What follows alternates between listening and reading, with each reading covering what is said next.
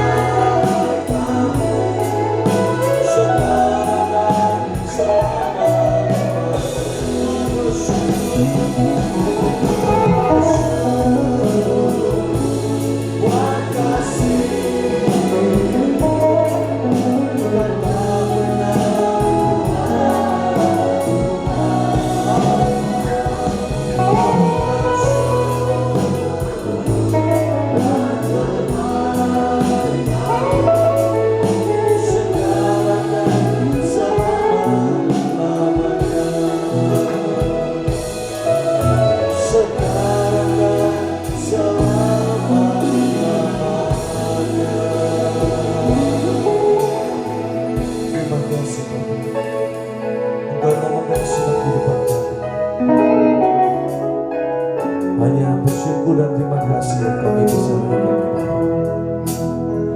Setiap janji-Mu, setiap janji-Mu Bapa, bersumpah dalam lubuk hati.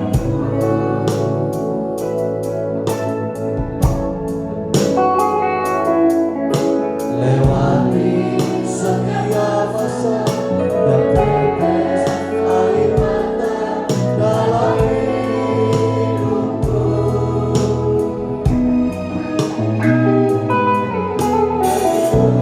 Menopang hidupku, kasih-Mu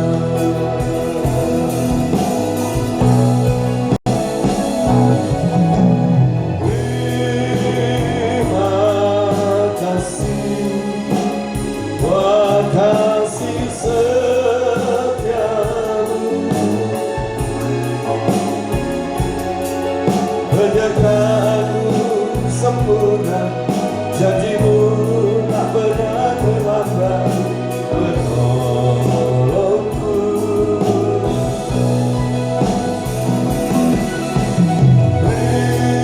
Terima kasih, ku berterima kasih. Wah, kasih setiamu di dalam hidup. Beri kemuliaan bagi Dia. Wah, kasih setiamu, wah, kasih setiamu di dalam hidupku.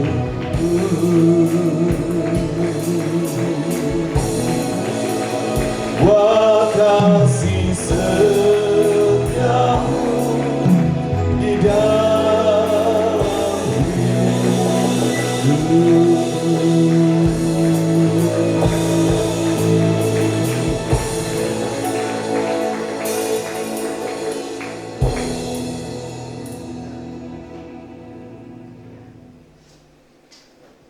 Terima kasih. Kami siapkan hati kami menikmati setiap kebenaran-Mu. Biar kata-kata manusia yang sangat terbatas dipakai oleh Roh Kudus yang tidak terbatas untuk mendatangkan faedah bagi kami semuanya.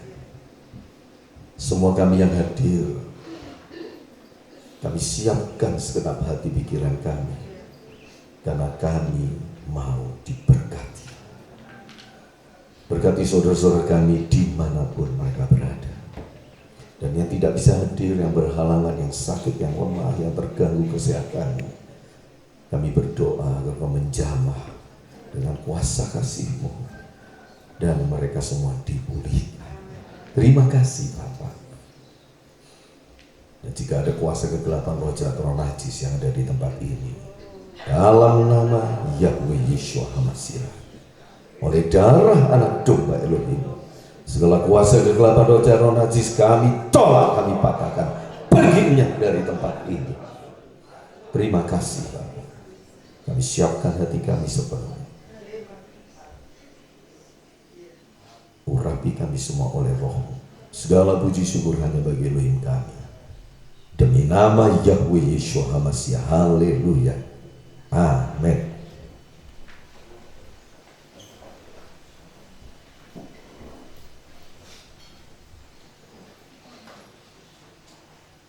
Shalom. Oriente bienaventuranza abundante siempre. Saudara semua diberkati oleh Yesus Masias berlimpah-limpah selamanya. Haleluya. Nah, pagi ini kita akan melihat, saya memberi tema khotbah pagi ini, ya tema yang tidak asing ya bagi saudara semua, menyembah Bapa dalam roh dan kebenaran. Ya, mungkin ini nanti akan dikhotbahkan 4 kali ya. Jadi untuk sampai 3 minggu ke depan berturut-turut. Nah, saudara, kita akan segera membuka kitab dari Sorah Perjanjian Baru, Injil Yohanan pasal 4. Injil Yohanan pasal 4. Kita akan baca mulai ayat 20 sampai ayat 24. Nenek moyang kami menyembah di atas gunung ini, tetapi kamu katakan bahwa Yerusalemlah tempat orang harus menyembah. Kata Yesua kepadanya, percayalah kepadaku, ibu, saatnya akan tiba bahwa kamu akan menyembah Bapa bukan di gunung ini dan bukan juga di Yerusalem.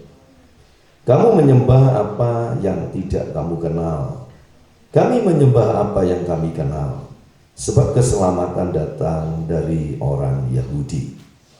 Namun saatnya akan tiba dan sudah tiba sekarang bahwa penyembah-penyembah benar akan menyembah Bapa dalam roh dan kebenaran. Sebab Bapa mencari orang-orang yang menyembah Dia secara demikian. Elohim itu roh, dan siapa saja yang menyembah Dia harus menyembahnya dalam roh dan kebenaran. Amin.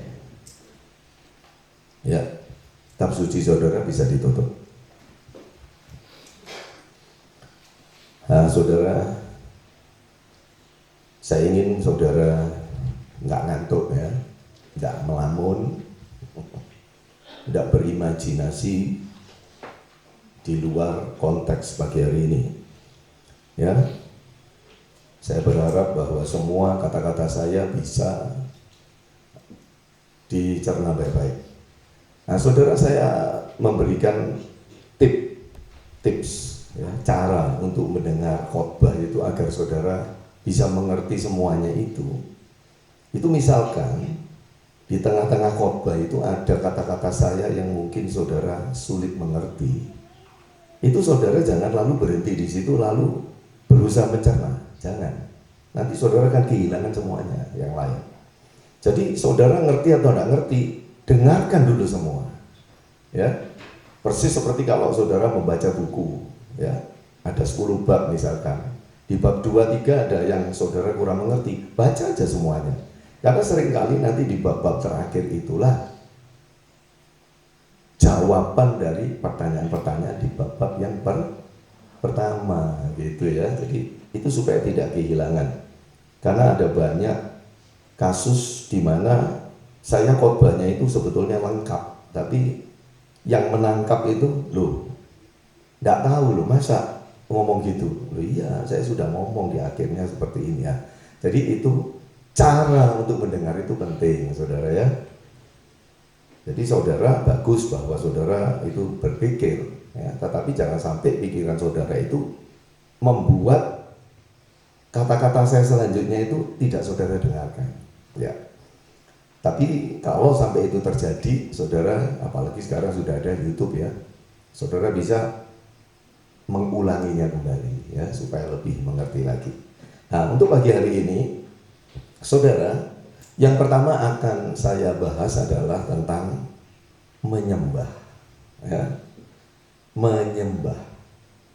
Dari menyembah itu pertama kali, saudara, yang harus kita mengerti suatu penyembahan, ya, penyembahan itu tentu saja kata benda, ya, kata benda mati, penyembahan. Kalau penyembah itu kata benda hidup, orangnya, ya toh? Kata menyembah itu kata kerja, ya. Menyembah itu kata kerja. Nah sekarang kita akan melihat sebetulnya itu ketika Yesua berbicara tentang menyembah dan penyembahan, itu latar belakangnya apa? Ya, ini penting. Karena penyembahan itu asal mulanya ada, saudara. Manusia tidak mengenal suatu ritual, suatu cara untuk menyembah kalau tidak ada latar belakangnya. Dan latar belakangnya ini dikemukakan oleh Yesua secara jelas ketika Yesua berbicara dengan wanita Samaria. Apa itu latar belakangnya? Latar belakangnya adalah teritorial dan bangsa. Ya, perhatikan. Jadi yang namanya menyembah itu ada latar belakangnya, yaitu teritorial atau suatu tempat dan juga suatu bangsa. Dan dari latar belakang yang seperti inilah maka agama itu ada. Ya. Nah, ketika Yesus ngomong-ngomong dengan orang Samaria ini, wanita ini, Yesus merujuk kepada dua agama yang ada pada waktu itu. Pertama, Yudaisme. Ya, Yudaisme. Nah, kedua adalah agamanya orang Samaria. Nah, Yudaisme ini oleh bangsa Yahudi. Katakan saja penganutnya adalah bangsa Yahudi, pemerakarsanya juga bangsa Yahudi, misalkan gitu ya. Dan tempatnya di mana? Yerusalem, itu teritorialnya. Nah, sedangkan agama orang Samaria itu dianut oleh bangsa Samaria. Dan ada tempatnya, yaitu di Gunung Gerizim. Gunung Gerizim. Ya. Jadi Palestina itu terbagi dari utara, yaitu pegunungan atau Bukit Hermon, ya, Sirion, sampai di daerah paling selatan, ya, itu seperti Bethlehem, itu daerah selatan. Nah, di tengah-tengahnya, saudara, kalau saudara lihat peta, itu ada seperti Danau Galilea, itu di tengah-tengahnya lah. Orang bangsa Samaria itu tinggalnya di sana. Nah, bangsa Samaria itu sebetulnya siapa?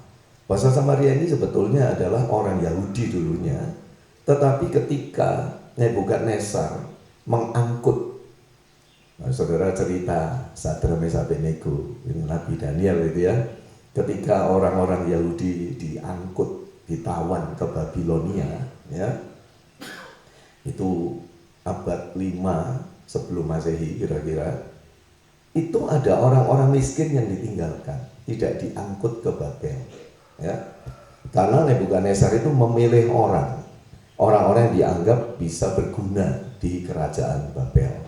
Itu sebabnya pemuda-pemuda seperti Daniel, Sadrak, Mesak, Abednego itu terpilih karena mereka dianggap sumber daya manusia yang bagus. Nah, yang dianggap kalangan grassroots, ya, akar rumput zaman sekarang, orang awam yang miskin itu ditinggal.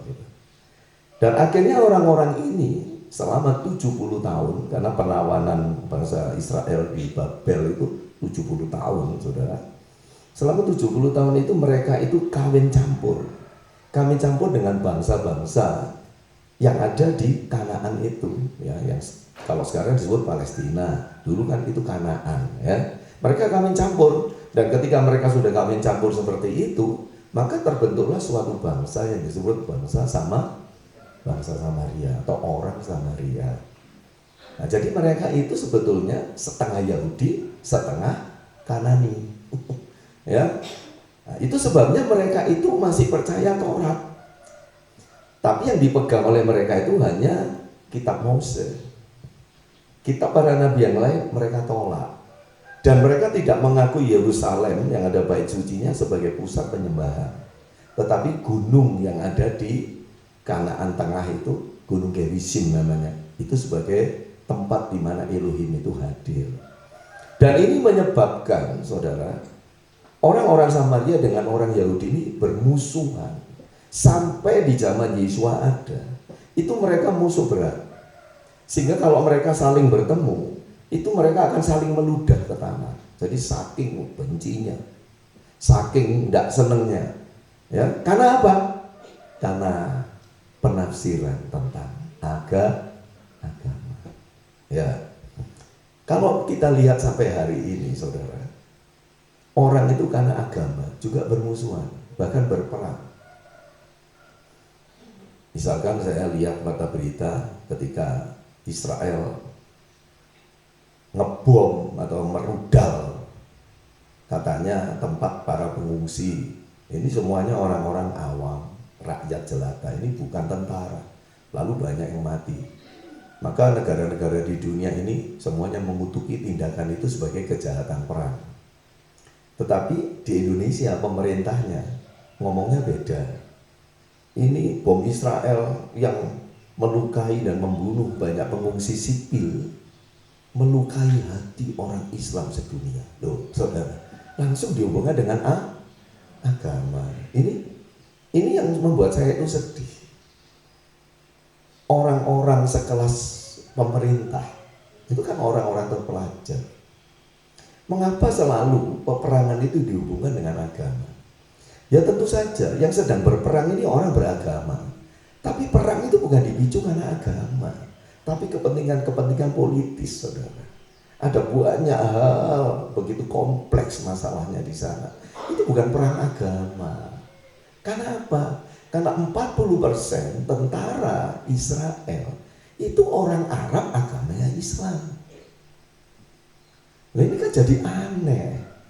Kalau tentara-tentara Israel yang adalah orang Arab Islam itu ditanya, loh kalian ini perang kok bunuhi sesama agama kalian? Mereka jawab bilang apa? Bukan, kami tidak memerangi orang Islam. Kami sedang berperang dengan Hamas. Hamas ini memang dia beragama Islam, tapi Islam radikal. yang oleh kami orang Arab, kami tidak suka. Nah, bisa ngerti saudara? Nah ini saudara, ini repotnya di situ. Jadi apalagi 2000 tahun yang lalu ketika Yesus berhadapan dengan orang Samaria, di mana waktu itu isu tentang agama itu tentu saja luar biasa gentingnya. Wong sekarang aja agama ini bisa mencerai-beraikan manusia. Sekarang aja agama itu menjadi pencetus perang, penyebab kebencian, penyebab kata-kata yang tidak baik. Itu sampai hari ini, di mana teknologi manusia itu sudah yang namanya teknologi fisika kuantum, tapi orang itu tetap saja bodoh, saudara. Kalau itu berkenaan dengan kepercayaan. Lah, Yesus itu ngomong, dan kata-kata Yesus ini, saudara, itu benar-benar sesuatu yang sangat tidak populer di 2000 tahun yang lalu. Kata-kata Yesus ini kalau didengar oleh orang Yahudi, maka Yesus ini dianggap penyesat yang luar biasa. Mengapa? Karena Yesus berkata, menyembah Elohim itu tidak berdasarkan suatu agama tertentu. Bahkan kalau saya ngomong seperti ini hari ini, tetap ada sebagian besar orang yang menganggap saya ini sesat. Loh, Yesus berkata menyembah Elohim itu nggak bergantung agama tertentu, juga tidak di suatu tempat tertentu, dan tidak mengacu pada suatu bangsa tertentu. Nah, tadi loh sudah dibaca loh, betul loh? Orang menyembah Bapa tidak lagi di gunung ini atau suatu tempat tertentu, tidak lagi oleh orang Yahudi, orang Samaria atau Gerisim, bukan. Jadi saudara, sampai hari ini orang itu beragama, ya, beragama. Kalau saudara mau menjadi penyembah Bapa, saudara itu harus tidak beragama. Oh, lah, wes. Kata-kata saya ini, lu tidak beragama. Kalau di Indonesia ini, saudara dianggap ateis. Lu tidak beragama kok ateis, saudara? Ateis itu tidak percaya Tuhan, itu ateis. Kalau tidak beragama bukan ateis. Sebetulnya agama itu apa? Ya, saudara. Dulu orang Kristen, saudara. Dulu orang Kristen itu selalu berkata-kata negatif terhadap agama di seberang. Mereka bilang, apa itu? Masa nyembah Tuhan harus di sana? Ngerti ya saudara ya? Masa nyembah Tuhan aja harus ada di sana? Katanya di sana itu rumahnya Tuhan, jadi harus ke sana. Apa-apaan? Tuhan kan ada di mana-mana. Itu orang Kristen yang ngomong. Tapi sudah beberapa 10 tahun, 20 tahun belakangan ini saya lihat orang Kristen juga ketularan seperti itu. Baptis kalau tidak di Sungai Yordan nggak marem, saudara. Ayo betul nggak? Betul nggak? Kok diem sih? Bukan saudara, ini maksudnya fenomena gitu. Banyak tahu sekarang baptisan di sungai. Kalau baptisan cuma di Sungai Lola, rasanya Roh Kudus gak datang di sana. Kalau baptisnya di Sungai Yordan, Roh Kudus langsung datang. Kayak Yesus itu baptisnya di mana? Benar? Di mana? Sungai Yordan. Begitu keluar dari air, langit terbuka, burung merpati turun, Roh Kudus turun. Gitu kan? Ya mereka inginnya juga seperti itu.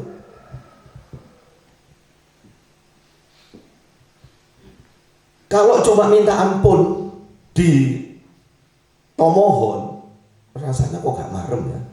Tapi kalau ke Bukit Golgota, lalu disinilah dulu salibnya Yesus. Wah, ada tempatnya itu saudara. Lalu berlutut di sana, ampuni dosaku, marem rasanya. Lah nggak podo aja saudara. Betul nggak? Saudara jangan ngantuk ya. Kalau ditanya yang keras suaranya, supaya ini loh kedengaran di sini.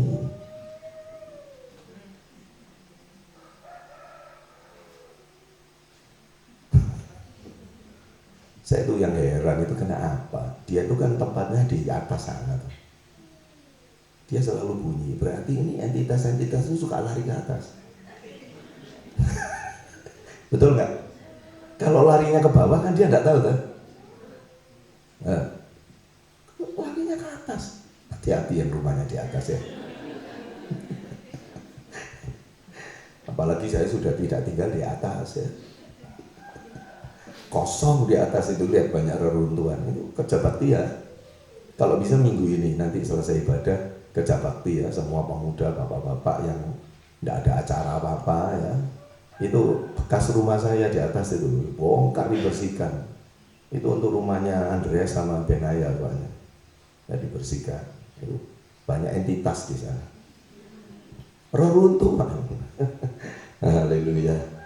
Nah, kembali lagi, jadi saudara, kalau mau menyembah Elohim, saudara itu tidak boleh beragama. Yang aneh itu di Indonesia itu KTP itu selalu agama apa gitu ya. Di dunia ini saudara, cuma Indonesia itu yang ada KTP-nya itu agamanya apa. Nggak aneh nggak itu? Lah apa hubungannya saya KTP dengan agama? Apalagi agama itu kan bisa berubah loh ya. Ada orang itu loh berubah agama sampai 10 kali. Lah masa KTP-nya harus dirubah 10 kali agamanya? Ya begitulah saudara, tapi kita bersyukur loh tinggal di Indonesia ini. Ya, amin. Ya, mau tinggal di mana aja bersyukur, amin. Nah, daripada tinggal di Rusia, apalagi di Korea Utara, mau jadi penduduknya Kim Jong Un? Mau nggak? Ya kenapa kok nggak mau? Belum dicoba. Siapa tahu enak di sana, bahagia. Potongan rambut aja nggak boleh kalau nggak seperti Kim Jong Un. Ada rambutnya yang nyeleneh-nyeleneh, langsung di penjara. Perempuan-perempuan kalau rambutnya lebih bagus dari rambutnya keluarga ini, kerajaan ini, saudara, yang perempuan, wow, di penjara juga. Bayangkan nanti seperti itu. Perempuan pakai baju lebih indah dari istrinya Kim Jong Un, langsung dicekal di penjara, saudara. Duh, repot gitu. Tapi enak loh itu, buat orang itu sederhana ya kan. Tidak bisa saingan. Ya, kira-kira di sana ada anak Elohim nggak ya? Di Korea Utara ada orang anak Elohim atau enggak ya? Ya mesti ada lah. Sedang Kim Jong Un kan anak Elohim juga, hanya lagi tersesat dia. Semua itu anak Elohim dalam konteks ciptaan Elohim. Tidak ada yang anaknya setan, karena setan nggak pernah menciptakan manusia, karena setan bukan pencipta, ya. Ya, dia bukan pencipta tapi penjadi. Manusia bisa jadi kayak binatang, ulahnya setan, itu ya. Nah, kembali lagi, jadi kalau saudara mau menyembah Elohim, saudara itu tidak boleh beragama. Kenapa? Ya, saya akan terangkan ya. Ini saudara dengar baik-baik tentang 3 hal. Pertama, objektif. Kedua, subjektif. Ketiga, intersubjektif. Saya terangkan ini memang ya pelan-pelan saya ngomong, karena saya tahu para pendengar itu kan tidak sama semuanya ya. Usianya juga berbeda, tingkat kecerdasannya juga berbeda, wawasannya berbeda. Jadi saya pelan-pelan. Jadi saya mau berbicara dulu tentang 3 hal: objektif, subjektif, dan intersubjektif. Kalau saudara mendengar kata inter, itu artinya meliputi sesuatu yang luas, seperti internasional. Nasional itu kita sebagai orang Indonesia berkata nasional itu berarti Indonesia. Kalau internasional berarti seluruh dunia ini, luar negeri termasuk semua itu ya. Objektif dulu. Saya akan contohkan kursi. Nah, kursi ini adalah suatu benda, materi padat yang bisa dilihat, bisa diraba, bisa diangkat, bisa dipindahkan, dan pasti kita semua sepakat ini adalah suatu benda. Betul? Nah, berarti kursi ini adalah objek. Karena dia itu bersifat kebendaan, maka disebut objektif. Bukan hanya kursi, ini semua benda-benda yang bisa dilihat. Ini suatu objek. Nah, katakan itu objektif. Lalu sekarang ada satu orang ditanya, menurut kamu kursi itu apa? Orang ini menjawab, kursi itu suatu alat atau tempat supaya kita bisa duduk. Artinya kursi itu tempat duduk.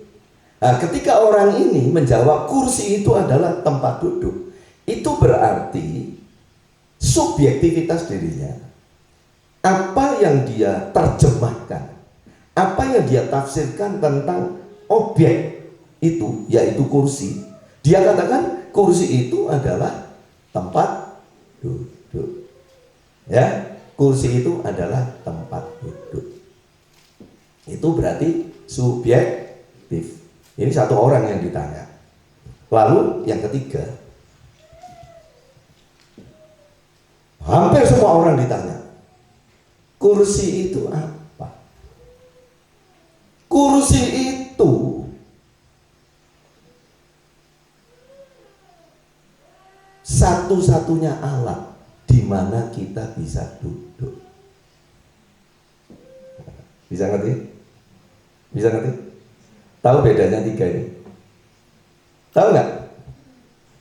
Yang satu orang bilang, oh itu tempat duduk, itu subjektif.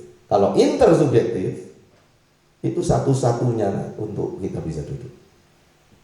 Saya mau tanya, apakah duduk itu ditentukan oleh kursi atau ditentukan oleh posisi atau sikap tubuh kita?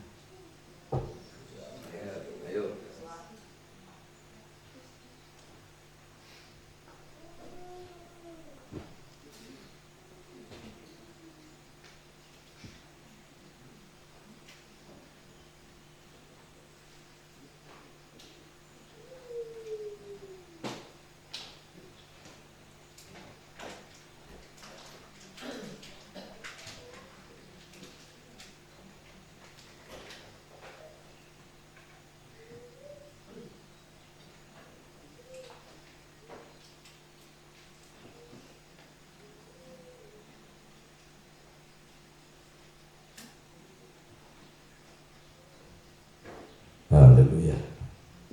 Baterainya cepat habis.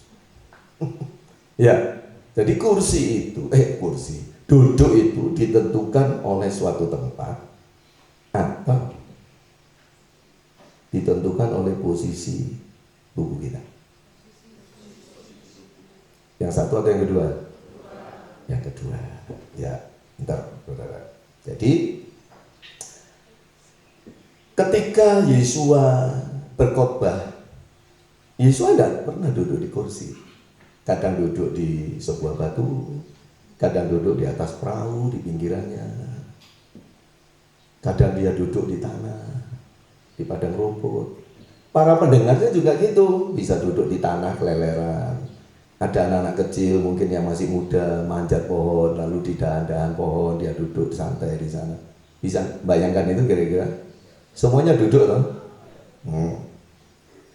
Tapi kenapa semua manusia di dunia, hampir semua manusia di dunia ya, rumahnya itu mesti ada kursinya.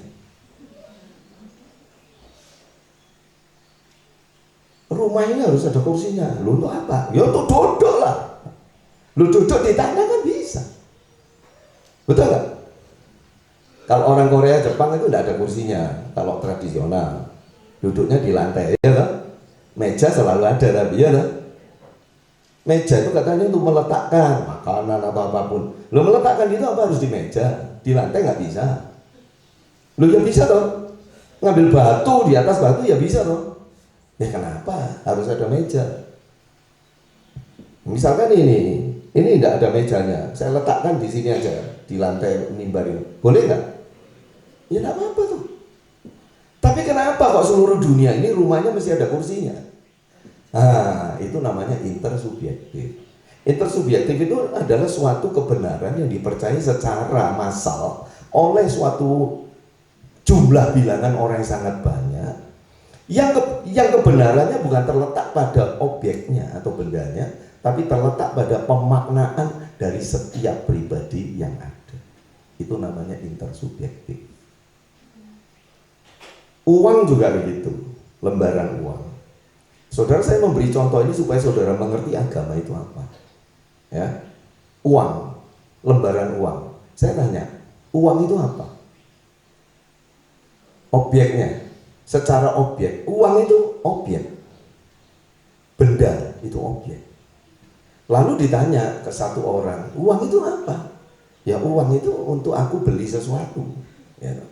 Intersubjektifnya di seluruh dunia itu adalah suatu benda yang dipercaya dan disetujui secara bersama oleh orang di seluruh dunia sebagai alat transaksi. Betul nggak? Ya. Tapi sebetulnya orang bisa bertransaksi dengan uang itu bukan terletak pada uangnya sebetulnya, tetapi pada kesepakatan manusia yang ada untuk menunjuk lembaran itu sebagai alat penukar.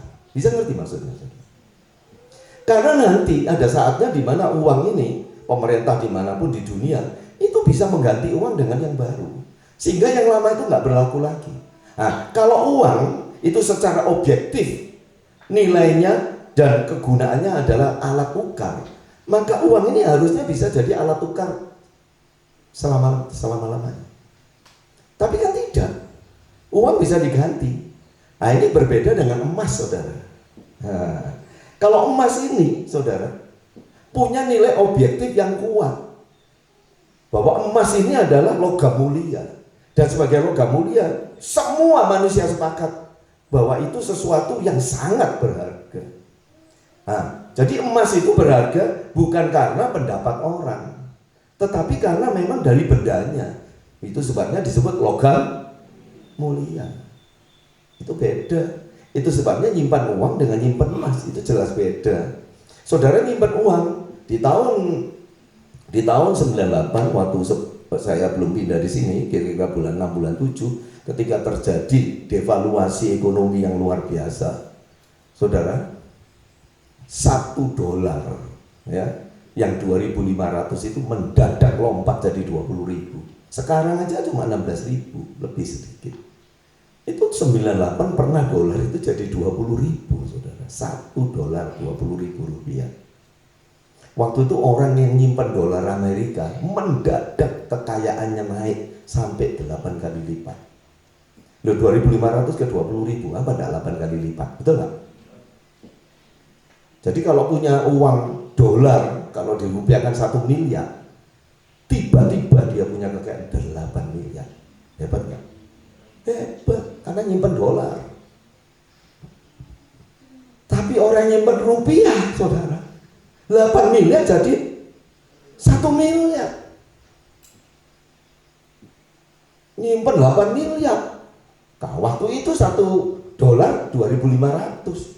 Begitu dolarnya jadi 20.000, ya dia beli dolar dengan rupiah itu kalau dirupiahkan kembali sisa cuma 1/8-nya.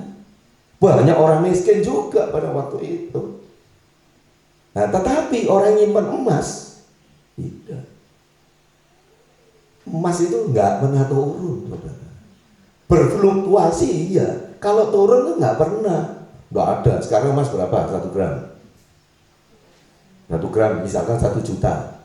Kira-kira tahun depan atau 10 tahun lagi bisa emas itu jadi 100.000? Nggak mungkin. Apalagi cadangan emas dunia semakin menipis. Emas ini terus luar biasa, terus akan. Nah, itu sebabnya dunia yang baru kelak itu, Yerusalem baru itu dikatakan jalannya dari emas. Bukan jalannya dari uang loh ya. Nah, ini saudara sekarang sudah ngerti apa itu subjektif, apa itu intersubjektif, apa itu objektif. Saya mau tanya, agama itu objektif atau subjektif atau intersubjektif? Nah, kalau sudah ngerti, sekarang tak tanyain, langsung ulangan.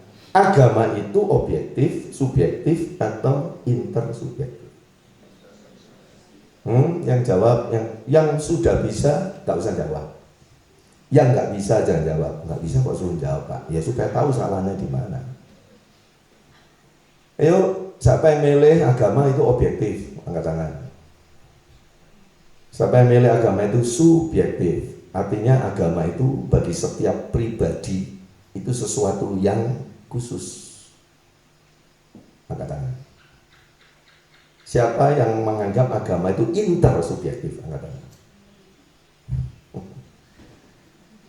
Saya mau tanya, ada nggak agama yang penganutnya satu orang?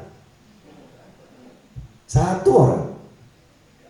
Kalau ada agama yang penganutnya satu orang, berarti ini agama yang subjektif. Ada nggak agama yang tidak dipercaya oleh siapapun? Ada nggak? Kira-kira ada nggak agama tapi tidak ada penganutnya sama sekali? Ada nggak? Kalau sampai ada, itu berarti objektif agama itu. Lalu kalau agama yang diikuti banyak orang, ada nggak? Ya semua agama. Itu artinya agama itu intersubjektif, karena dipercaya oleh banyak subjek. Subjek itu manusia. Dipercaya oleh banyak orang. Agama itu intersubjektif. Lah kalau agama itu intersubjektif, maka kebenarannya bukan terletak pada agamanya, tapi pada pemahaman para penganutnya. Itu loh saudara.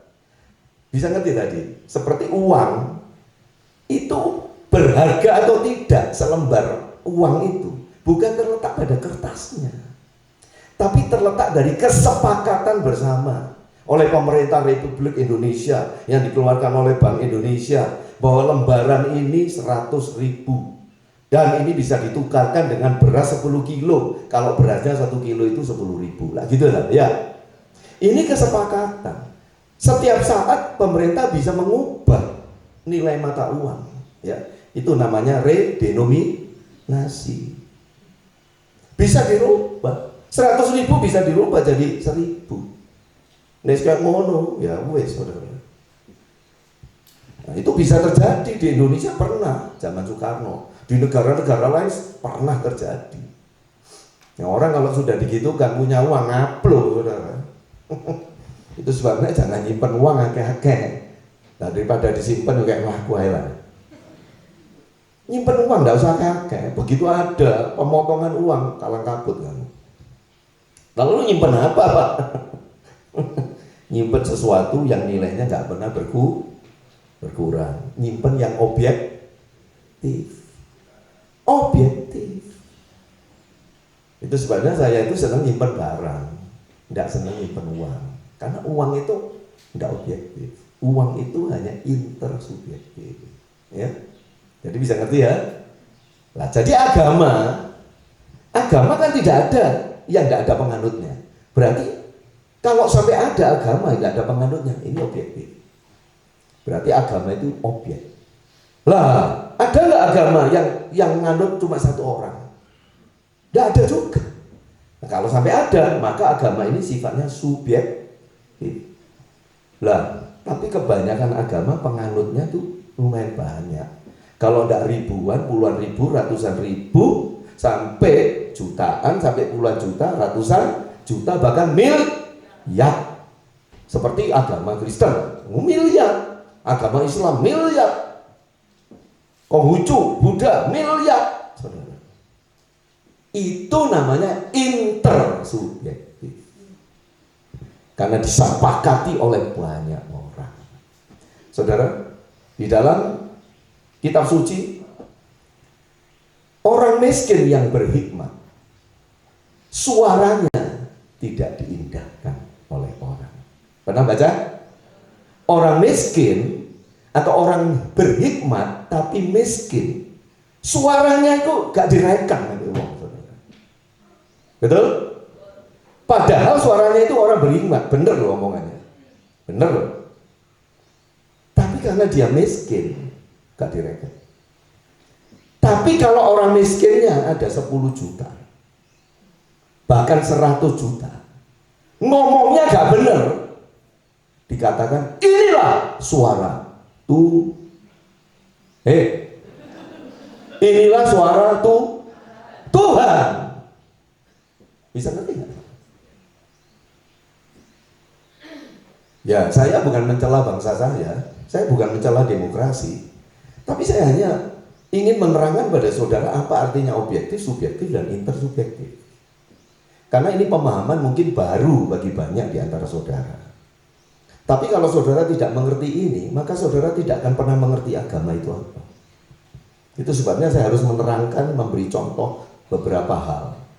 Jadi misalkan pemilu kita ya, misalkan, lalu ada satu orang itu berhikmat, pinter, dia tahu orang yang cocok jadi presiden di Indonesia ini, tapi dia orang yang miskin. Dia ngomong seharusnya Indonesia itu dipimpin oleh Isdiono. Saya yakin kalau Isdiono yang memimpin Indonesia ini akan jinawi, akan jadi bangsa yang kuat, peradabannya maju, dan pokoknya akan menguasai, mengalahkan bangsa yang lain kalau yang jadi presiden Isdiono. Tapi karena yang ngomong cuma satu orang, lalu dia itu miskin lagi, padahal wawasannya luar biasa. Dia cuma ditertawakan. Tapi coba kalau ada suatu kekuatan, ini disebut oligarki, orang-orang kaya berduit yang punya kepentingan-kepentingan khusus yang ada hubungannya dengan kekuasaan dan kekayaan. Lalu dia mulai menghimpun banyak orang, diindoktrinasi dan diberi sogokan-sogokan berupa materi, kumpulkan orang sampai puluhan juta, bahkan kalau bisa ratusan juta. Lalu dicuci otaknya, bilang ya, kalian ini memilih Elisa. Padahal Elisa itu gak punya kompetensi sama sekali untuk jadi presiden. Pilih Elisa ya.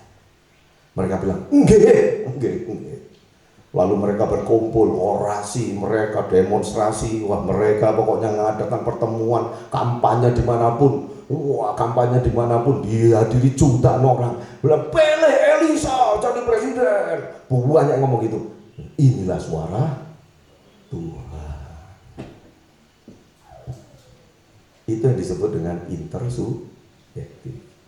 Padahal saya itu sama sekali tidak punya kompetensi, tidak punya kapasitas untuk memimpin. Saya tidak ngerti negara, saya tidak ngerti jadi presiden. Yang ngerti Isdiono. Tapi yang terpilih itu saya, saudara. Nanti saya jadi presiden karena intersubjektif itu tadi. Dan dunia ini digerakkan oleh intersubjektif. Contohnya sekolah. Sekolah itu abad 20 baru diciptakan oleh yang namanya Rockefeller, yang dianggap sebagai orang yang paling kaya pada waktu itu. Ya, kalau tidak salah ini, kalau tidak orang Inggris, orang Amerika, ada yang tahu? Ya kalau salah saya maafkan ya. Dia itulah pemrakarsa sekolah. Ya tentu saja kalau pesantren, pondok pesantren, bagi orang Yahudi maupun Islam sudah lama ada. Tapi ini sekolah modern ya, saya maksud. Ketika dia menciptakan sekolah, maka dia itu punya seperti semboyan. Dengan sekolah kita akan menjadikan orang-orang manusia di seluruh dunia itu bukan orang yang berpikir, tetapi orang yang diberi kemampuan-kemampuan untuk menguasai skill-skill tertentu untuk kita jadikan budak. Itu sekolah itu didirikan itu dengan moto seperti itu, saudara. Nah itu sebabnya saya di sini itu homeschooling, karena saya nggak mau anak-anak kita itu diperbudak oleh sekolah-sekolah itu. Ya tentu saja sekolah itu sesuatu yang luhur, yang mulia, karena itu sudah diinterpretasi oleh intersubjektif itu tadi. Jadi saudara melawan itu, ya kita tidak akan jadi apa-apa. Nah, begini maksudnya. Peradaban ini saudara bisa terjadi, itu karena unsur-unsur intersubjektif. Suatu pemahaman yang disepakati bersama oleh banyak orang, menimbulkan suatu peradaban. Sesuatu itu diyakini bernilai atau benar atau baik, bukan berdasarkan nilai objektif dari suatu benda atau suatu pemahaman, tapi berdasarkan kesepakatan dari banyak orang. Sepakat nganggap itu berharga atau tidak. Nah, sekolah itu juga seperti itu. Ketika sekolah mulai didirikan, malah didengung-dengungkan Kalau kamu tidak menyekolahkan anakmu, anakmu nanti jadi kere. Kalau ingin masa depan indah bagi anakmu, sekolahkan anakmu. Sehingga di Indonesia ada wajib belajar dan sebagainya.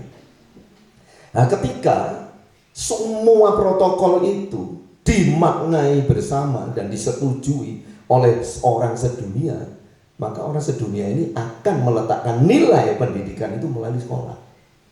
Dan bahkan aspek-aspek masa depan itu akhirnya digantungkan pada sekolah juga. Bisa ngerti saudara? Ini yang namanya intersubjektif. Apakah memang nasib kita ditentukan oleh kita sekolah atau tidak? Banyak bukti orang yang tidak sekolah ternyata justru bisa punya pegawai, para insinyur, para profesor. Di Indonesia banyak, di luar negeri lebih banyak lagi. Orang kaya yang bahkan sekolah SD aja tidak, banyak di dunia ini. Malah yang jadi pegawainya itu orang dengan titel S1 sampai S5. Loh, jadi betul apa enggak? Kalau orang itu bisa jadi kaya, masa depannya indah dan sebagainya itu karena sekolah. Jawabannya betul, secara intersubjektif. Karena disepakati bersama. Sehingga ada sistem sekolah di mana orang diberi nilai. Kalau nilaimu merah semua, kamu tidak naik kelas, tidak lulus, dan kamu ngelamar kerjaan di mana pun tidak bisa. Karena semua perusahaan pun sudah menjadi intersubjektif. Karena mereka percaya orang yang lulus dengan nilai yang bagus bisa jadi bekerja bagus juga. Padahal itu tidak selalu seperti itu, saudara. Tidak. Contohnya misalkan, saya punya teman insinyur mesin. Dia mempelajari semua mesin, mesin industri, mesin mobil, mesin motor, mesin pembakaran dalam. Ya. Tapi ketika langsung dihadapkan pada masalah mesin, dia minta ajar saya. Padahal saya sama sekali nggak kuliah mesin. Malah dia minta tolong saya. Saya, kamu ini insinyur mesin, nggak ngerti ya aku. Loh, bagaimana ini saudara? Kan tidak harus seperti itu. Nah, itu namanya intersubjektif. Dan agama itu juga seperti itu. Ketika ada suatu pemahaman tentang Tuhan dan pemahaman tentang bagaimana cara menyembah Tuhan dan pemahaman bagaimana cara menyenangkan hati Tuhan, itu saudara dilontarkan oleh seseorang, dan orang ini membangun suatu jaringan massa para pengikut yang terus akan bertambah banyak. Maka semakin banyak orang-orang yang sepakat mempercayai agama tersebut, maka kekuatan intersubjektif dari agama itu semakin hebat. Bisa ngerti? Nah, itu sebabnya ketika agama sudah mencapai kekuasaannya, dan agama itu di dunia ini, semua agama besar di dunia itu memiliki kekuasaan dalam bidang finansial, keuangan, juga kekuasaan dalam angkatan perang, kekuasaan di dalam mengendalikan kehidupan sosial, bahkan ekonomi. Kalau tidak, agama-agama ini hanya jadi suatu kepercayaan yang kecil, saudara. Agama yang besar itu selalu menguasai seperti itu. Kalau saudara membaca sejarah gereja Kristen ya, saya tidak usah mencontohkan agama lain, Kristen aja sebagai agama kita. Maka Kristen itu di Eropa berkembang, dan sehingga bisa menyebarkan Injil sampai ke Indonesia, sampai ke Amerika Latin, kepada orang-orang Aztec, Maya, Inka, semua orang India di Amazon pun sampai diberitakan Injil kepada mereka. Itu karena kekristenan di Eropa itu, saudara, benar-benar menguasai ekonomi dunia pada waktu itu.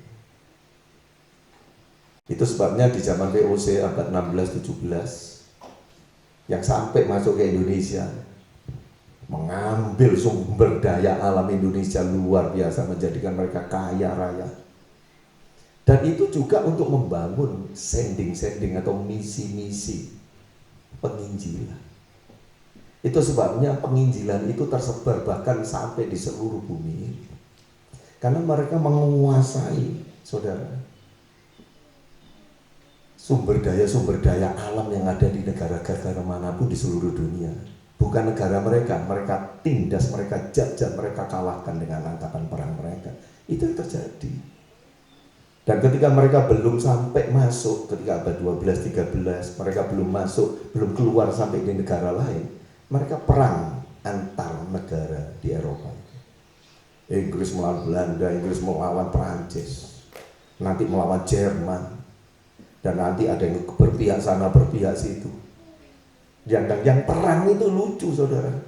Yang perang antara Roma Katolik dengan kaum Lutheran dan kaum Calvinisme. Tiga ini terus perang. Dan mereka melibatkan para kaisar, para raja, para ratu, para pangeran yang ada di setiap negara Eropa. Karena agama itu tidak bisa jadi besar kalau tanpa dukungan keuangan yang hebat. Percaya nggak? Nah, contohnya begini. Ya jadi gini, agama jadi besar bukan berarti agama itu sungguh-sungguh besar. Itu maksud saya. Tapi karena orang-orang itu yang banyak itu yang membesarkannya. Bisa ngerti? Ya. Agama besar itu bukan berarti benar. Tapi karena dianggap benar oleh banyak pengikutnya. Bisa ngerti ya? Ya.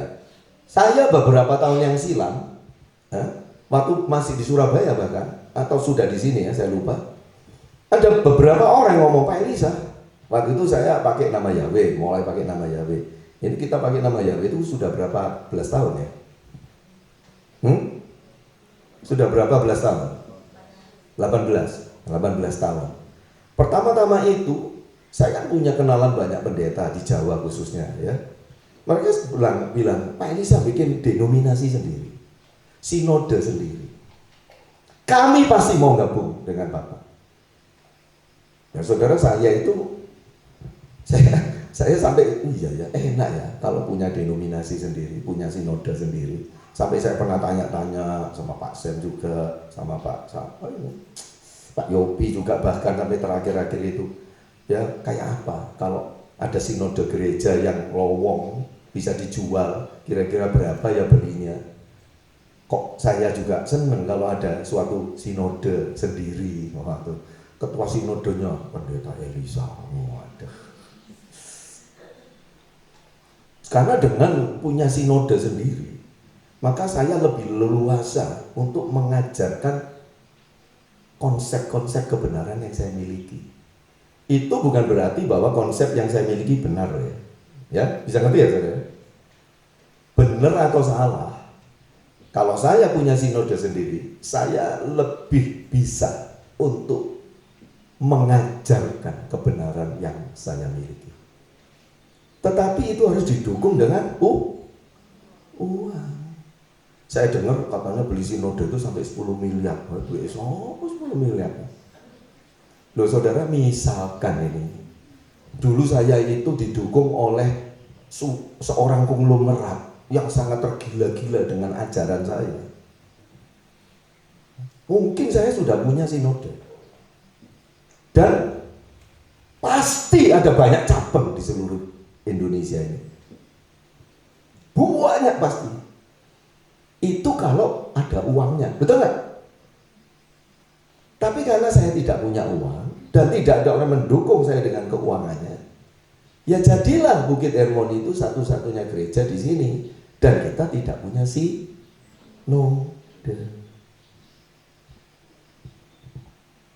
Tapi belakangan saya bersyukur kepada Elohim ketika saya tidak punya sinode. Karena dengan tidak memiliki sinode, maka saya tidak termasuk kepada kelompok intersubjektif. Bisa ngerti saudara? Ya, saya adalah kelompok yang kedua, subjektif. Ketika memaknai sesuatu, itu keluar dari diri saya seorang diri bahkan. Nggak ada orang lain yang sepaham dengan saya kecuali jemaat-jemaat yang setia. Ya berarti saya tidak intersubjektif. Tapi kalau jemaat ini berkembang sampai jutaan, nanti jadi intersubjektif juga. Itu bahayanya yang ada di sana. Karena ketika menjadi intersubjektif, suatu agama mencapai masa keemasannya, pengikutnya banyak, pengaruhnya kuat luar biasa sampai bisa melobi pemerintah. Saudara jangan heran ya, kalau gereja-gereja di Indonesia yang gede-gede ini punya lobby ke pemerintah. Gak usah heran. Semuanya uang, dimungkinkan dengan uang. Sehingga pada waktu itu maka benar dan salah itu sudah menjadi suatu yang ngeblur, artinya samar-samar, tidak jelas lagi. Ya, jadi saya bersyukur kalau seperti ini. Bahkan ketika saya menyuarakan sesuatu yang sama sekali tidak pernah disuarakan oleh orang lain, saya bersyukur. Itu menunjukkan bahwa saya tidak mengikuti arus dari intersubjektif yang ada. Dan itu sesuai dengan yang diajarkan oleh Yeshua HaMashiach. Bahwa menyembah Bapa itu bukan berdasarkan agama tertentu. Suatu agama yang selalu diwakili dengan bangsa tertentu dan tempat tertentu. Coba lihat aja. Semua agama di dunia, agama Kristen sumbernya dari bangsa Yahudi. Betul? Betul. Bangsanya bangsa Yahudi. Tempatnya di mana? Kanaan. Agama Islam.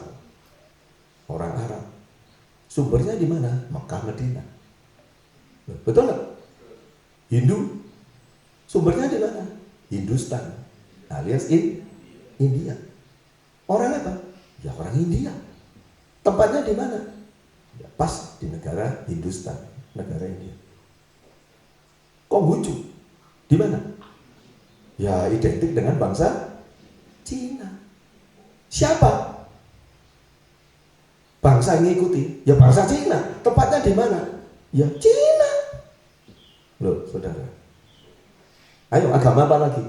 Semua selalu ada tempat dan bangsanya. Padahal Yesus di sini ngomong bahwa menyembah Elohim itu nggak perlu sesuatu yang disepakati oleh suatu bangsa tertentu, oleh suatu bangsa atau suatu tempat tertentu. Tidak. Nah ini yang pertama sebagai prakata pembukaan. Ya. Selanjutnya saya terus. Jadi di sini sudah paham semua ya. Paham ya? Jadi yang namanya agama itu belum tentu benar. Ini agama ini ada berapa sih di dunia? Kalau di Indonesia, supaya Indonesia ayo agama Kristen Protestan ya, lalu Roma Katolik. Ini sendiri kalau di Indonesia ini Roma Katolik dengan Kristen itu dibedakan. 3 Islam, 4 Hindu, 5 Buddha, 6 Konghucu, 7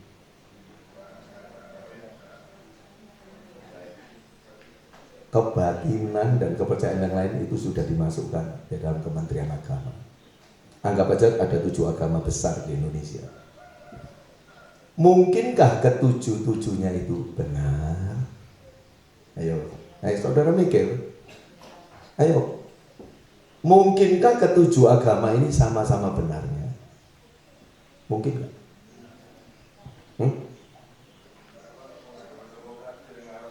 Apa? Enggak, jangan ngomong satu agama, Pak. Maksudnya mungkinkah ketujuh agama ini sama-sama benarnya? Ya, tidak jawabannya. Karena ketujuhnya lah mana mungkin 7 agama berbeda lalu semua dianggap benar? Itu nggak logis, betul nggak? 2 tambah 2 kan 4 toh? Kalau 2 tambah 2, 4/4. Itu berarti agak benar. Ya nggak benar, itu salah. Kalau 4,0001 ya tetap salah. 2 tambah 2 4 titik. Nggak boleh kurang, nggak boleh lebih. Lah agama 7 ini beda semua pengajarannya. Mana mungkin bisa dikatakan semuanya benar. Lah, karena ketujuhnya berbeda, mungkinkah ketujuhnya salah? Ayo tak tanya sekarang, pakai logika. Mungkinkah ketujuhnya salah? Inter berarti saudara, tidak sia-sia saya. Jadi gembala 28 tahun. Mungkinkah semuanya salah? Mungkin. Semuanya berbeda. Nggak tahu ini mana yang benar. Mungkin nggak semuanya salah? Mungkin. Bahkan Yudaisme itu keliru ternyata. Yesus yang ngomong. Yudaisme yang menjadi cikal bakalnya agama Kristen. Yesus bilang orang menyembah tidak harus di Yerusalem. Padahal menyembah di Yerusalem itu menurut Yudaisme mutlak. Rumah Elohim itu di bait sucinya ada di Yerusalem. Tidak boleh kalau ke tempat lain. Itu sebabnya di hari Pentakosta, saudara, itu semua bangsa yang percaya kepada Taurat Mose kumpul semuanya di Yerusalem. Karena bagi mereka menyembah Elohim itu di suatu tempat tertentu yang dikuasai oleh bangsa tertentu. Tapi ketika Yesus ngomong-ngomong dengan wanita Samaria, Yesus menyatakan suatu statement yang sangat mengejutkan. Menyembah Bapa itu tidak harus sebagai orang Yahudi, nggak harus di Yerusalem, juga tidak harus jadi orang Samaria atau di Gunung Gerizim. Karena menyembah Elohim itu Bapa tidak bergantung pada teritorial atau suatu kebangsaan tertentu. Itu statementnya Yesus itu melompat ribuan tahun ke depan. Karena setelah 2000 diucapkan oleh Yesus seperti yang saudara baca dalam kitab Injil Yohanan, itu sudah 2000 tahun yang lalu. Ternyata sampai sekarang orang itu masih beragama dan masih bersikukuh bahwa agamanya yang paling benar. Bahwa melalui agamanya saja orang itu bisa menyembah Tuhan yang benar. Bahwa Tuhan yang benar cuma ada di agamanya saja. Terus seperti itu sampai hari ini. Dan tetap bersikukuh nabi-nabinya adalah orang Israel, orang Yahudi. Yang satu bilang nabinya orang apa lagi. Semua tetap seperti itu. Kata-kata Yesus 2000 tahun yang lalu itu nggak ada gunanya seolah-olah.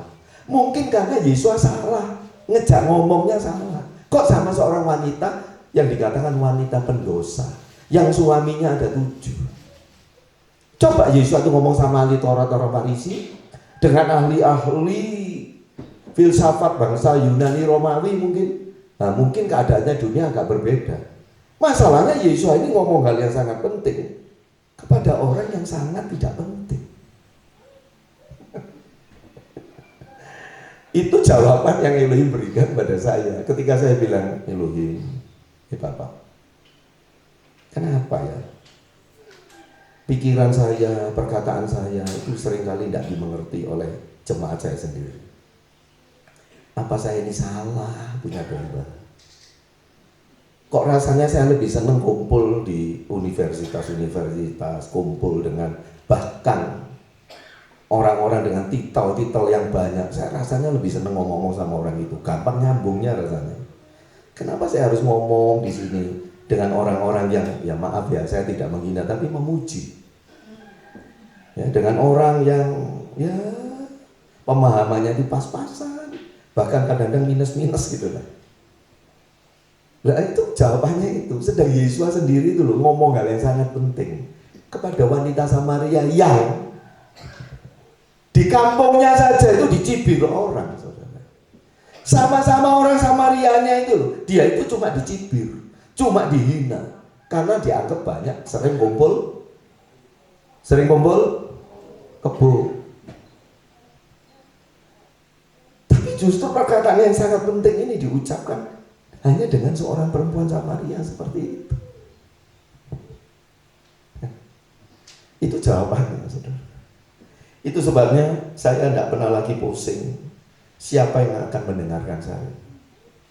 Tidak pernah pusing. Dan saya juga tidak pernah berharap kata-kata saya itu bisa diterima oleh jutaan orang apalagi. Tidak. Semakin banyak yang mau menerima saya, itu akan mengarah kepada intersubjektif. belum tentu apa yang saya katakan benar. Tetapi ketika orang yang setuju dengan kata-kata saya semakin banyak, mencapai ratusan juta bahkan, maka hanya dianggap benar oleh orang yang setuju dengan saya. Bisa ngerti saudara? Jadi seperti Yesua juga, muridnya nggak banyak, cuma 12, satu mengkhianati, tinggal 11. Dibandingkan dengan para tokoh agama zaman sekarang, muridnya ada yang ribuan.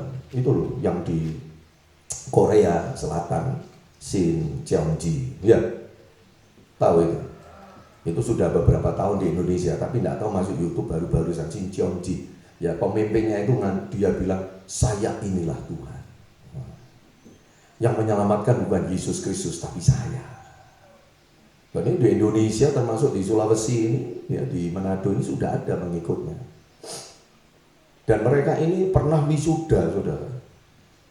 Yang sekolah di sekolah teologi mereka itu 100.000 wisudawan. Bareng, saya lihat sendiri itu di YouTube. Waduh, itu wisuda spektakuler. Itu nggak pernah ada dalam sejarah manusia sejak zaman dinosaurus sampai hari ini, saudara. Ada orang lulus sekolah teologi 100.000 di wisuda bersamaan di hari yang sama. Itu nggak pernah ada. Lah fenomena yang seperti ini, orang apalagi, loh, nek salah mau iso gede nih sakmu, nek sesat mau pengikutnya ada ratusan juta. Benar ini berarti, sehingga banyak orang yang mau menggabungkan diri. Itu yang disebut dengan intersubjektif. Jadi saudara itu jangan pernah bingung ya dengan jumlah agama, jumlah denominasi, jumlah orang yang mengikuti gereja tertentu. Jangan pusing dengan hal itu. Jangan pusing. Sejak dulu saya tidak pernah pusing dengan hal yang seperti itu. Itu sebabnya saya jadinya seperti ini. Oh, kalau saya, saudara, memilih suatu denominasi tertentu lalu pemimpin sinodenya saya anggap seperti satu-satunya sumber kebenaran, khotbah saya itu tidak seperti ini. Khotbah saya pasti seperti pendeta lain yang khotbah. Saudara tadi naik apa? Datang ke sini, jalan kaki. Tahun depan naik motor. Saudara naik apa tadi di sini? Naik motor. Tahun depan naik mobil. Yang aneh setelah naik mobil, kok enggak naik helikopter? Enggak pernah disebut itu. Lalu yang helikopter nanti naik jet, Boeing atau Airbus buatan Prancis. Yang mana ini? Kenapa kok berhentinya cuma sampai mobil? Ini saya selalu tanda tanya. Kalau memang ada progresivitas dalam berkat Elohim secara materi, harusnya itu tidak terbatas. Nah, itu menunjukkan bahwa yang diajarkan mereka ini ya saudara tahu sendiri, objektif atau intersubjektif. Yang mana? Daripada saya bilang sesat, salah, lebih baik saya bilang itu intersubjektif. Halus tapi menusuk. Orang yang ngerti intersubjektif itu apa? Wah, itu bisa sakit hati. Tapi kalau tidak mengerti, paling tidak waktu dengar masih lihat kamus. Oh, intersubjektif. Lalu di kamus dicari, tidak ada. Yang ada cuma subjektif dan objektif. Intersubjektif tidak ada. Ya, belum dimasukkan ke KBBI. Nah, kembali lagi saudara. Ya, sekarang beranjak sebelum saya akhiri. Yang kedua, menyembah. Nah, ya. Jadi tadi alasan orang menyembah karena beragama. Ternyata menyembah itu tidak melalui agama. Yesus bilang, menyembah tidak bergantung pada agama tertentu, pada tokoh tertentu, bangsa tertentu, atau teritori yang tertentu. Tetapi menyembah itu di dalam roh dan kebenaran. Nah, nanti dalam roh ini minggu depan. Dalam kebenaran 2 minggu lagi. Loh iya, karena tidak mungkin saya kalau ngomong ini sampai jam 12 nanti. Jadi sekarang masih berhenti di kata menyembah. ku menyembah Kau, ku muliakan nama-Mu, ku masuk ke hadirat-Mu dan tinggal di sana. Terus?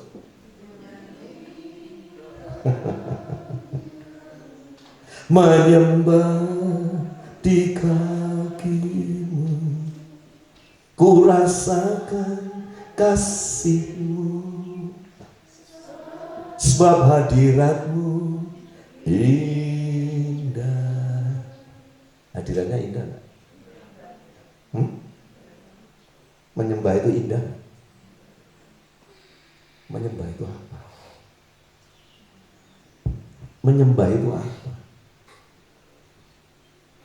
Menyembah tidak bergantung tempat. Menyembah tidak bergantung agama tertentu. Menyembah tidak bergantung pada bangsa tertentu. Ya, sebetulnya menyembah itu apa? Ini yang mau saya terangkan sebagai akhir khotbah pagi hari ini. Saudara mau menyembah? Yesus berkata, Bapa mencari penyembah. Yang dicari bukan cara menyembah. Ulangi kata-kata saya. Bapa mencari penyembah, bukan mencari cara menyembah. 1, 2, 3.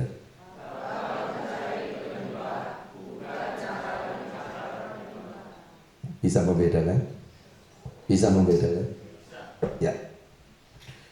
Kalau cara menyembah itu kata kerja. Kalau penyembah itu person, kata benda hidup. Yang dicari adalah orang yang menyembah dengan cara seperti ini.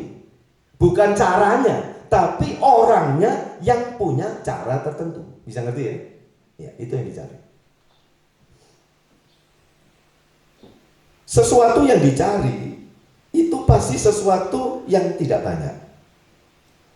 Tetapi ini kalau masalah kekayaan atau uang, kata-kata saya ini tidak berlaku. Ya. Kalau uang justru sudah punya, tambah orang yang punya itu kepingin nyari terus. Beda dengan cari istri, cari suami. Begitu dapat satu, selesai ya kan? Masa harus cari? Coba kalau cari suami atau istri kayak nyari uang. Aduh. Jadi apa dunia ini? Betul nggak? Ya. Ada orang cari uang karena tidak punya uang. Ada orang cari uang karena uangnya sedikit mau habis. Ada orang cari uang karena dia ditagih orang sehingga uangnya tidak cukup kalau ditagih. Ada orang cari uang sudah punya uang banyak, tapi karena dia ingin beli sesuatu yang jumlahnya lebih banyak dari uang yang dia miliki, maka dia cari lebih lagi. Ada orang sudah punya uang banyak tapi cari terus, itu namanya adiksi uang, kecanduan uang. Loh, nggak betul. Tapi ketika Elohim atau Bapa kita itu mencari penyembah, dia bukan adiksi. Bukan karena dia sudah memiliki penyembah yang sangat banyak, tidak. Memang itu sesuatu yang langka. Itu sebabnya Bapa mencari penyembah yang demikian. Itu sesuatu yang langka. Mengapa langka, saudara? Karena kebanyakan manusia itu mengatasnamakan penyembahannya berdasarkan agama. Padahal agama bukanlah landasan untuk menyembah. Sehingga langka. Orang yang beragama ternyata yang dia sembah adalah sesuatu yang dia anggap benar menurut konsepnya. Sedang orang ateis sama sekali tidak mau menyembah. Siapa yang dia sembah? Wong Tuhan aja dia kakak percaya. Itu sebabnya menjadi penyembah Elohim dalam roh dan kebenaran itu katakan langka. Saudara mau jadi penyembah atau bukan? Kalau jemaat Bukit Demon ya 100 berapa so ini? 115 atau 120?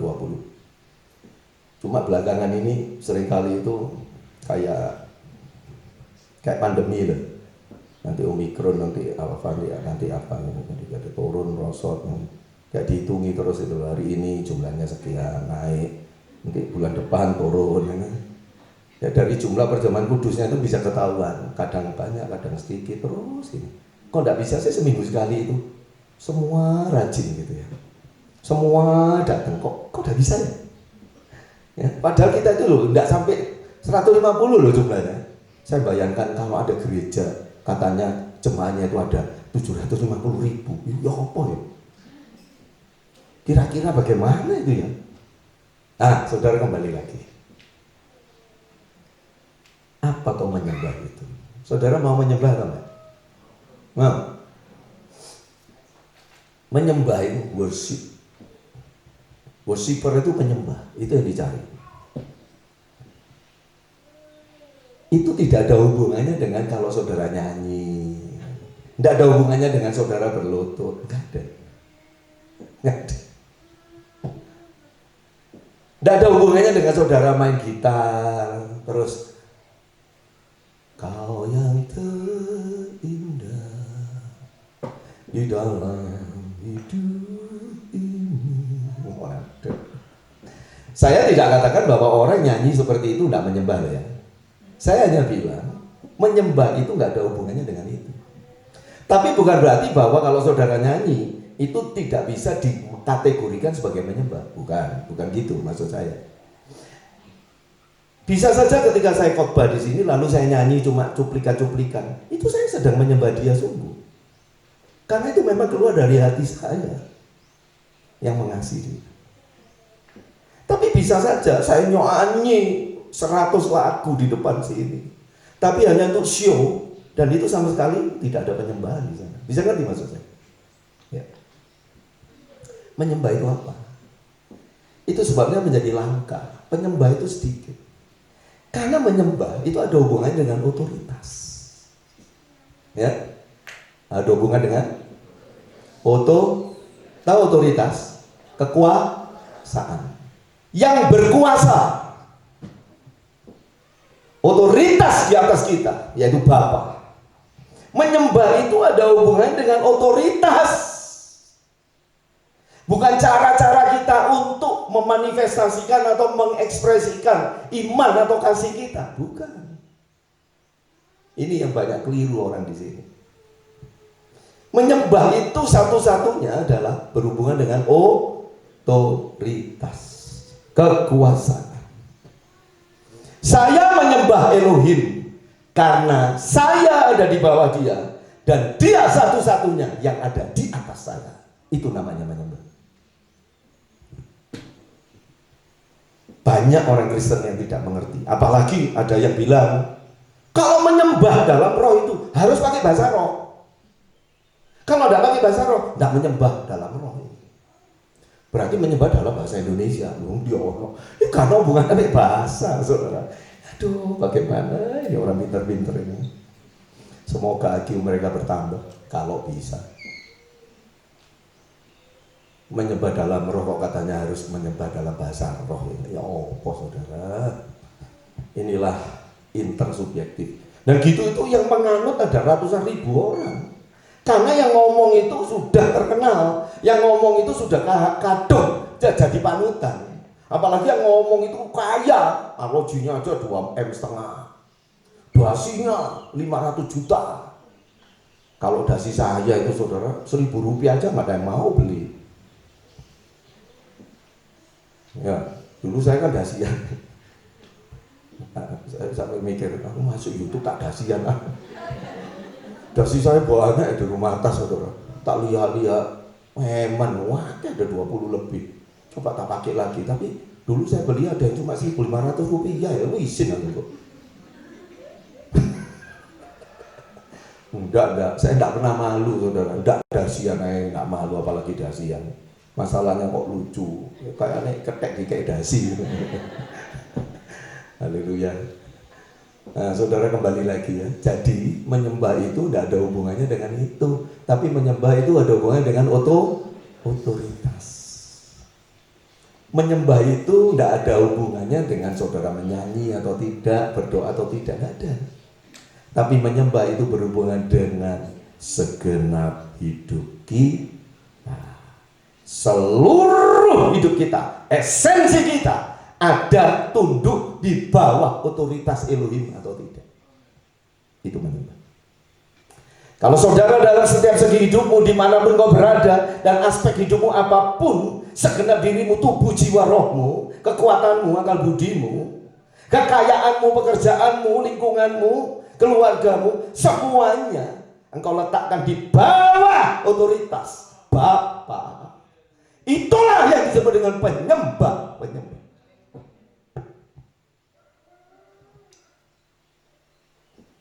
Saudara, kita lebih banyak bersifat dualistis. Kebenaran agama yang kita anut atau yang kita yakini, kita percayai sebagai sesuatu yang kita amenkan. Amin, amin, amin. Tapi ketika di kehidupan sehari-hari, kita jauh dari amin-amin itu tadi. Bisa ngerti maksud saya? Bisa ngerti? Saudara di sini, saya ada di mimbar. Saudara semuanya duduk manis, melihat ini. Apalagi takut sudah. Kalau tidak manis nanti Pak Gembala tahu. Nanti ditanyai dari mimbar, kenapa kok ngantuk? Nah, saudara kan manis-manis di sini. Duduk tenang, ini deh. Tidak ada loh yang delosohor itu. Tidak ada loh yang nyambil-nyambil kayak lihat nonton sinetron Korea itu. Nah, tapi saya tanya, kalau saudara di sini itu mungkin saudara ribut dengan anak, tidak begitu mengerti apa yang saya ungkapkan. Lalu saudara dengar lagi di rumah YouTube ini. Kira-kira saudara dengar YouTube itu dengan tenang seperti duduk sekarang ini, ataukah saudara sambil sediakan makan? Mana ya tempe gorengnya tadi yang kamu masak yang? Ini makan tempe goreng, kakinya di atas, lele ya. Sambil handphonenya di meja. Oh, sopo ini. Di pause dulu khotbahnya. Celak ngadep. Ngomong iya ini lagi nonton ini. Nonton apa ini? Khotbahnya Gembalaku ya. Ngalong ngidul kuantum apa. Padahal kompor subsidi teko pemerintah energi kuantum. Saudara bayangkan. Itu yang namanya dualisme. Saudara percaya atau tidak percaya? Saya sendiri ketika saya mendengarkan khotbah saya, seumur hidup saya tidak pernah dengarkan khotbah saya. Sejak ada radio, itu baru saya bisa dengar pendeta kisah apa nih, khotbah kok aneh. Saya sering ngomong sama Andre gitu, kenapa sih pendeta itu omongan kok aneh? Padahal itu saya sendiri.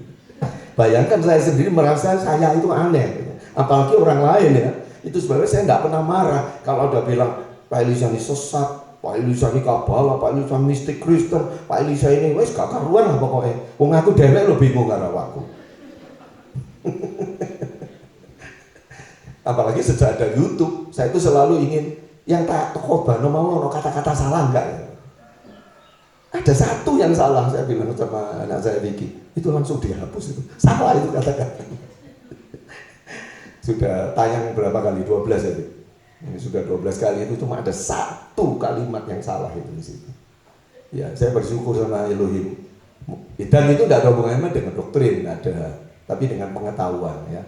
Ya, saya keliru. Padahal begitu saya ngomong itu, saya sadar. Di mimbar ini aja waktu saya ngomong setelah itu, loh kok gitu saya ngomong, aduh kebablas. Keliru ya. Untungnya bisa diedit. Loh, saya dengarkan saya sendiri sambil lihat, itu saya enggak nyambil, enggak ngapa-ngapain, saya perhatian juga. Saya menghargai itu pendeta yang ada di TV itu. Loh saudara, kalau enggak menghargai dirimu sendiri, lah masa kamu mau mengharuskan orang menghargai kamu? Loh, renungkan kata-kata saya. Kalau kamu tidak menghargai dirimu sendiri, kamu tidak bisa menuntut orang lain untuk menghargai kamu. Betul nggak? Dan kalau kamu tidak menghargai orang lain, kamu tidak bisa menuntut orang lain menghargai kamu. Ya. Nah itu saudara. Tapi kan seringkali kita itu dualistis. Cuma kayak di Blessing Church misalkan. Saya tanya sama mami, apa di Blessing Church? Kan itu saya tidak hadir langsung, hanya melalui televisi. Televisinya itu kecil lagi, cuma 42 inci. Nanti Mia bilang sama orang-orang di sana, bikin yang 80 inci. Supaya gedenya saya itu lebih gede dari saya. Karena saya tidak hadir, maka gambar saya harus lebih gede dari aslinya, ya toh? Iya. Beli TV yang 80 inci gitu loh. Supaya wah marem. Jadi kalau saya mendelik itu kayak mendelik sungguh. Yang 42 inci kecil saudara. Di atas lagi, aduh. Nanti ada yang pendeta ini sudah 1 jam tidak selesai bagaimana? Nyari uang 1 hari 26 jam. Masa 1 minggu sekali dengar khotbah 2 jam aja kagak bisa. Betul nggak? Kalau bisa saya ini tiap hari khotbah gitu saudara, seneng saya. Masalahnya yang dengar nggak ada. Cuma seminggu sekali aja kadang-kadang pusing, apalagi Anda bilang Rebo dibikin pendalaman kitab suci lagi. Kalau di Surabaya dulu khotbahnya itu 1 minggu 4 kali saudara. Minggu 2 kali, tambah Rabu tambah Jumat. Iya, 4 kali 1 minggu. Itu loh, setia loh jemaat pertemuan itu. Di sini tuh seminggu sekali. Kenapa kalau di absen minim 1 bulan ada yang kosong 1? Kenapa ya? Ini fenomena ini lebih sulit dari saya mempelajari fisika kuantum. Iya, sungguh. Kenapa ya? Termasuk, oh ya saya teruskan ya, di Blessing Church saya tanya mami bilang, mami kan paling tua di sana. Jadi mami selalu bilang, hargai firman Tuhan. Yang muda-muda ini harus menghormati firman. Lah nek mami gak ono ya. Siapa sing ngeling? Setiap orang itu harus punya kesadaran pribadi. Ya, saudara. Sedang di sini saya hadir aja masih banyak yang ngantuk. Apalagi di Blessing Church itu hanya televisi. Lah ninyo kayak apa, saudara? Saya itu hanya bisa bersyukur dan berserah. Dan memaksakan diri untuk bersuka cita. Lah mau apa lagi saudara? Nah, jadi saudara, sebelum saya akhiri ini ya, menyembah Elohim itu berarti seluruh hidup kita dengan semua aspeknya, dan dimanapun kita berada, apapun yang kita kerjakan, semuanya itu kita lakukan di bawah otoritas Elohim. Artinya kita itu selalu membayangkan Elohim itu ngawasi kita, melihat semua, mulai dari kata-kata kita, tingkah laku kita, sampai imajinasi atau bayangan kita, dan semua pikiran-pikiran kita yang ada di otak atau hati kita. Semuanya itu kita yakini bahwa Dia sedang melihat, dan kita tidak mau itu bersalah di hadapan. Itu namanya menyembah.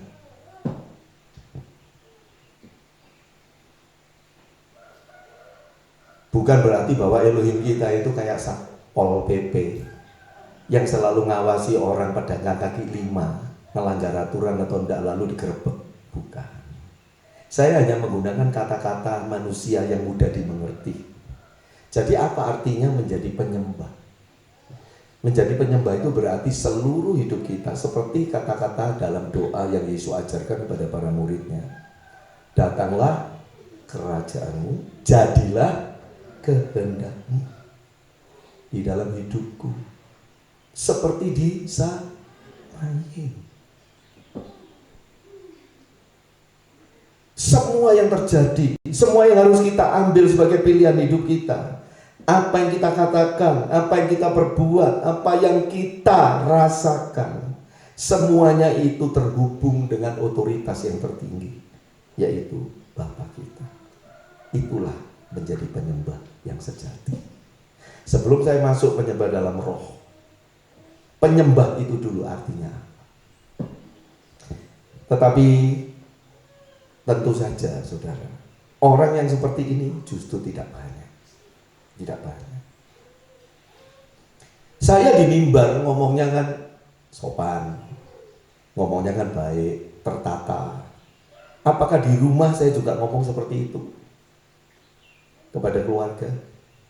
Apakah di tempat pekerjaan saya sama Andre juga ngomongnya seperti itu?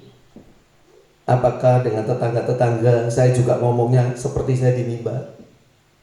Atau berbeda? Saya di mimbar mengajarkan kasih. Apakah di luar saya bisa juga menunjukkan kasih saya kepada siapapun? Menjadi penyembah itu seperti itu. Saudara di gereja bisa saja angkat tangan, menyembah, bercucuran air mata. Tapi di luar sana saudara adalah monster-monster yang menakutkan. Saudara adalah penindas sesama. Saudara tidak punya empati kepada penderitaan orang. Saudara bisa saja di luar tidak peduli dengan apa yang dirasakan orang lain. Saudara hanya berpikir tentang dirimu sendiri. Saudara hanya pikir untuk bekerja cari uang sebanyak-banyaknya. Kalau ditanya untuk apa? Iya, untuk menaikkan tingkat ekonomi. Lifestyle harus terus disetel supaya ngelain. Saudara. Nah ini, lo kalau kayak gitu, apa saudara penyembah? Ini sesuatu yang perlu saudara selama 1 minggu sampai minggu mendatang saudara renungkan baik-baik. Sebelum masuk dalam tingkat dalam roh, ini lebih sulit lagi soalnya. Apa artinya menyembah dalam roh? Jadi menyembah dulu ini harus tahu saudara. Otoritas.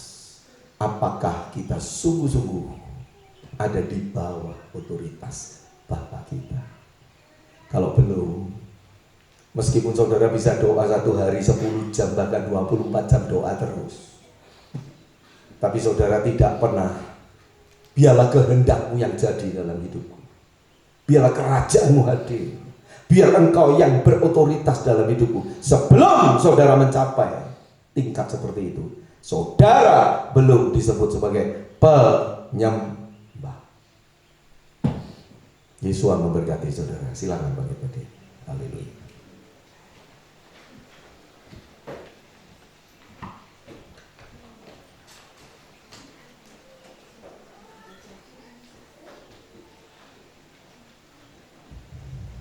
Yes.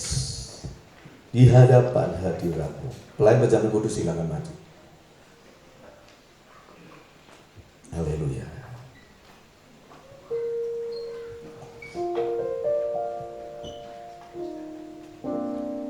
Di hadapan hadiratmu ya Bapa, ku datang dengan penuh kerinduan.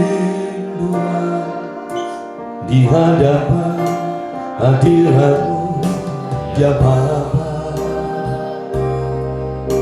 segala keangkuhanku hilang. Di hadapan hadiratmu ya Bapa, ku datang dengan penuh kerinduan. Di hadapan hadiratmu ya Bapa, segala keangkuhanku hilang. Terima kasih Bapa. Kami menghadap hadirat-Mu. Kami siap menikmati tubuh dan darah Yeshua HaMashiach, menjadi makanan dan minuman yang sejati dalam hidup kami. Sebagai janji Elohim tentang keselamatan yang dapat kami nikmati, yang dapat kami lihat, kami raba, bahkan kami mempersatukannya dengan segenap tubuh jiwa roh kami. Terima kasih, terima kasih. Berkati saudara kami yang akan melayani kami. Puji syukur hanya bagi Elohim kami, demi nama Yahweh Yeshua HaMashiach. Haleluya. Amin. Ku sembahkan ya Bapa,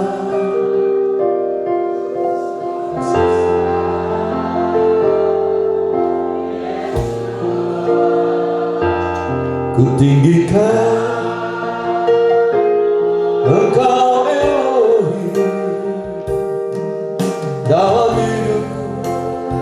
hidupku selalu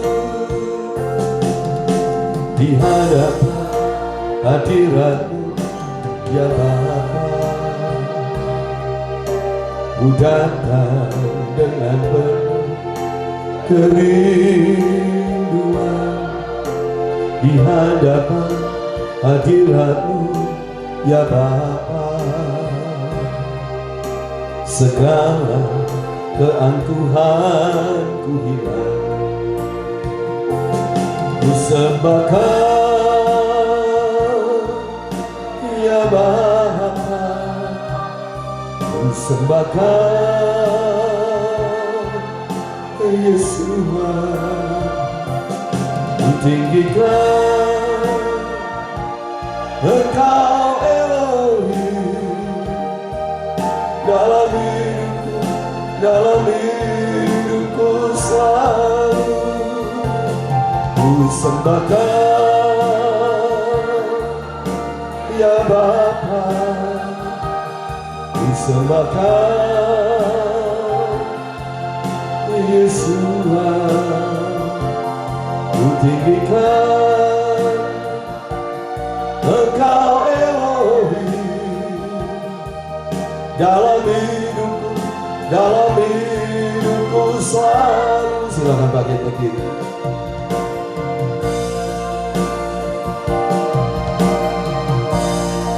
Haleluya. Angkat roti lebih tinggi dari kepala. Pada malam sebelum Yesua diserahkan, Yesua mengambil roti, mengucap syukur, memberkatinya, lalu memecah-mecahkannya dan berkata, inilah tubuhku yang diserahkan bagi kamu. Makanlah roti ini, karena roti ini benar-benar adalah dagingku. Barang siapa memakan roti ini, dia tidak akan mati, tetapi hidup selama-lamanya. Bukankah roti yang atasnya kita ucapkan syukur adalah persekutuan dengan daging anak domba Elohim? Amin. Dalam nama Yahweh Yeshua HaMashiach kita makan.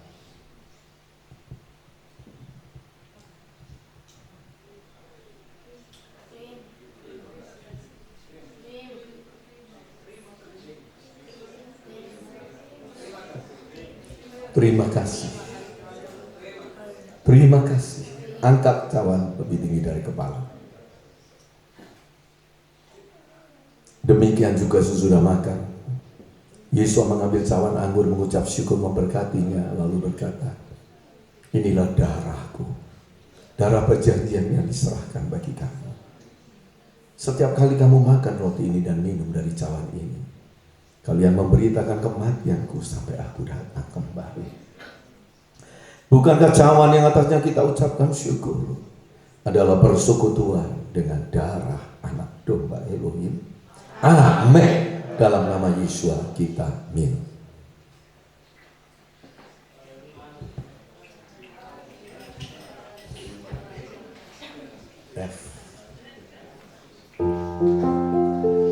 Kami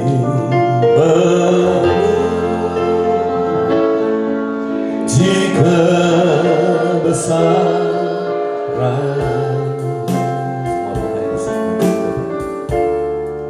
maha besar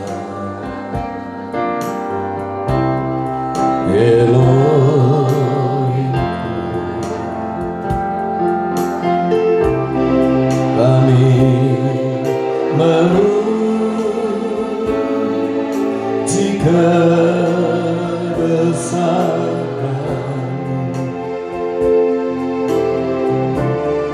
Juru Selamat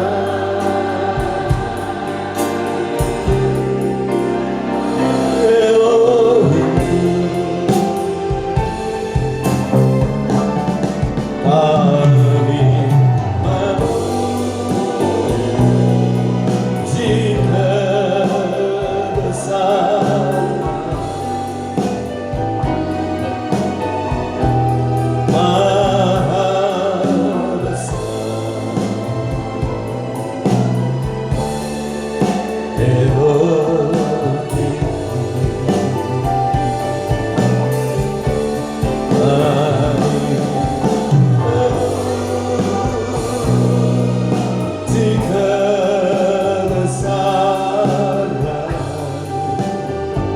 Juru selamat, Juru selamat, penebusku, penebusku, Maha besar,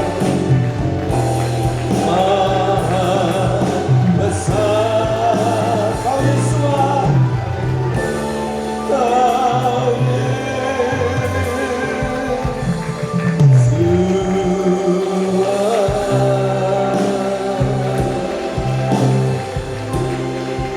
Terima kasih. Kau memberkati anak sekolah minggu dan remaja muda yang beribadah, dan seluruh jemaat yang pulang kembali ke rumah. Kasih karunia dari Bapa selalu menyertai hidup kami. Damai sejahtera Yeshua HaMashiach yang memenuhi jiwa roh kami, dan urapan Roh Kudus selalu memberi sukacita keselamatan kami. Terima kasih, terima kasih. Segala puji syukur hanya bagi Elohim kami, Bapa kami, demi nama Yahweh Yeshua HaMashiach. Haleluya. Terima kasih buat kasih-Mu, terima kasih buat rahmat-Mu, buat pendamaian oleh ubah-Mu. Terima kasih buat kasih-Mu, terima kasih buat rahmat-Mu, terima kasih buat jaminan-Mu. Terima kasih buat jaminan-Mu. Amin. Shalom. Selamat pagi. Yesus selamat berkati.